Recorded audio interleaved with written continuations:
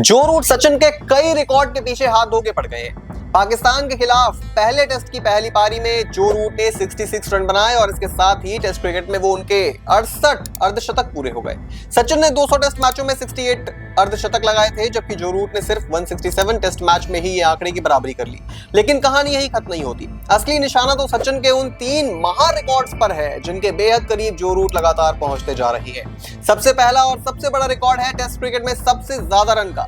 सचिन ने 200 test matches में 15,921 run बनाए हैं, जबकि जो रूट अब तक 14,180 रन बना चुके हैं। यानी उनके और सचिन के बीच सिर्फ 1,741 रन का फासला बचा है। जिस तरह की कंसिस्टेंसी जो रूट दिखा रहे हैं, उसे देखते हुए ये अंतर आने वाले समय में खत्म हो सकता है। दूसरा बड़ा रिकॉर्ड है टेस्ट क्रिकेट में सबसे ज्यादा शतकों का। सचिन के नाम 51 टेस्ट सेंचुरीज है, जबकि जो रूट 41 शतक लगा चुके हैं। यानी जो रूट इस रिकॉर्ड से सिर्फ 10 शतक दूर है। हालांकि उनके रास्ते में जैक कालिस और रिकी पॉन्टिंग जैसे दिग्गज भी मौजूद हैं।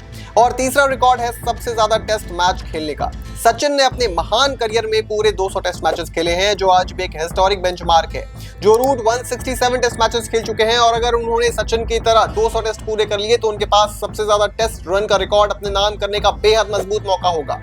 यानी रूट सिर्फ सचिन के रिकॉर्ड्स की बराबरी नहीं कर रहे, बल्कि धीरे धीरे उनके सबसे बड़े रिकॉर्ड्स के सिंहासन की तरफ बढ़ रही हैं। अब सवाल सिर्फ इतना है कि क्या जो रूट सचिन तेंदुलकर के इन महा रिकॉर्ड्स को तोड़कर टेस्ट क्रिकेट के सबसे बड़े रन मशीन के रूप में इतिहास में अपना नाम दर्ज करा पाएंगे।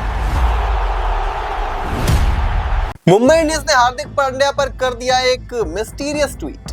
तो क्या मुंबई मैनेजमेंट और हार्दिक पांड्या के बीच सब ठीक हो गया है? इंटरनेट पर लगातार ऐसी खबरें सामने आ रही हैं कि हार्दिक मुंबई इंडियंस का साथ छोड़ सकते हैं। हालांकि अभी तक इन खबरों पर कोई ऑफिशियल कंफर्मेशन तो नहीं हुई है, लेकिन अब मुंबई इंडियंस की एक मिस्टीरियस पोस्ट ने इस पूरे मामले को और ज्यादा इंटरेस्टिंग बना दिया है। आपको पूरा पोस्ट भी दिखाएंगे, लेकिन रिपोर्ट्स के मुताबिक चेन्नई सुपर किंग्स और कोलकाता नाइट राइडर्स समेत कई टीम्स हार्दिक पांड्या को ट्रेड करने में इंटरेस्ट दिखा चुकी हैं और मुंबई इंडियंस में कैप्टन के तौर पर हार्दिक का सफर उम्मीदों के मुताबिक नहीं रहा। आईपीएल 2026 में मुंबई इंडियंस का प्रदर्शन बहुत निराशाजनक रहा और टीम पॉइंट्स टेबल में 9वें स्थान पर खत्म हुई। हालांकि 2025 में हार्दिक की कैप्टनसी में मुंबई क्वालिफायर 2 तक जरूर पहुंची थी। अब इस पूरे मामले के बीच मुंबई इंडियंस ने सोशल मीडिया पर हार्दिक पांड्या की 3 तस्वीरें शेयर की हैं। सबसे ज्यादा चर्चा तस्वीरों से नहीं, बल्कि उनके मिस्टीरियस कैप्शन से हो रही है। कैप्शन में लिखा है, memo make it HP coded. Mumbai ने इस पोस्ट में कुछ साफ नहीं किया, लेकिन कमेंट सेक्शन में फैंस ने अपनी थ्योरी लगानी शुरू कर दी। कुछ फैंस का कहना है कि हार्दिक को अब चेन्नई सुपर किंग्स में जाना चाहिए।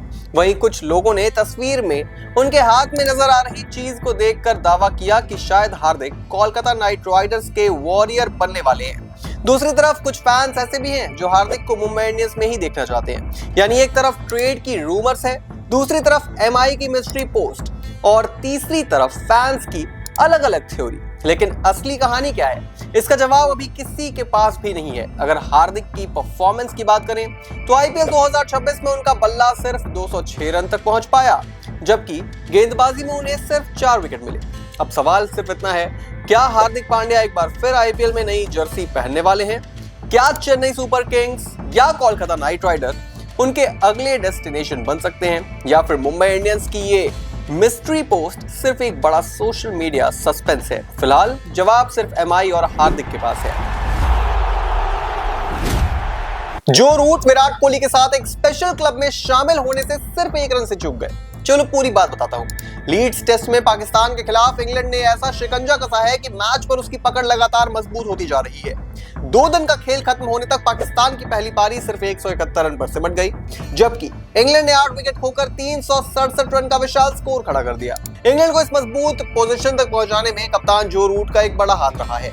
रूट ने 112 बॉल्स पर 10 चौकों की मदद से 66 रन की शानदार पारी खेली। उन्होंने अपने टेस्ट करियर की 68वीं 50 भी पूरी की, लेकिन इस पारी के साथ जो रूट एक बड़े रिकॉर्ड के बेहद करीब पहुंचकर भी चूक गए। दरअसल तीनों फॉर्मेट यानी टेस्ट, ODI और T20 को मिलाकर 10,000 से ज्यादा इंटरनेशनल रन बनाने वाले बल्लेबाजों में विराट कोहली का बैटिंग एवरेज 50 से ज्यादा है।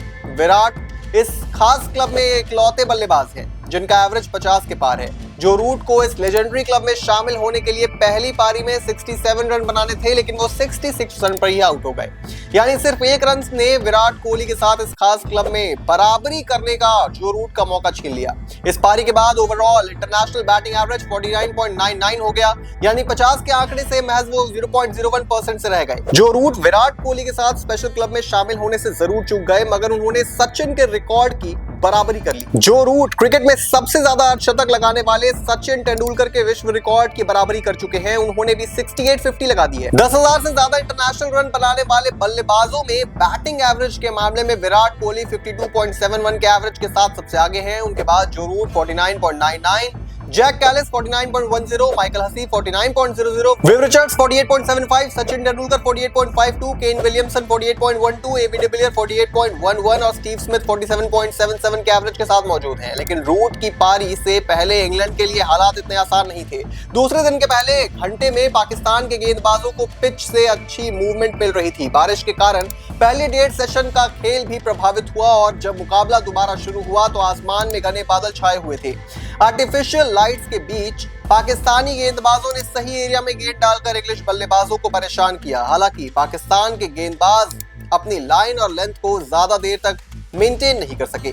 इसका फायदा जो रूट और जॉर्डन कॉक्स को मिला और उन्होंने इसका जमकर फायदा उठाया। दोनों ने ओवरनाइट पार्टनरशिप को आगे बढ़ाते हुए 150 रन की शानदार पार्टनरशिप कर डाली और पाकिस्तान की मुश्किलें बढ़ा दी। इसके बाद मैदान पर आया हैरी ब्रूक का तूफान। ब्रूक ने सिर्फ आक्रामक अंदाज में बैटिंग करते हुए 91 रन ठोक दिए और पाकिस्तान को पूरी तरह बैकफुट पर ढकेल दिया। अब इंग्लैंड की नजर अपनी बढ़त को और बड़ा करने पर होगी, जबकि पाकिस्तान के सामने सबसे बड़ी चुनौती होगी कि वो बचे हुए 2 विकेट जल्दी हासिल करके मैच में वापसी का रास्ता तलाशे।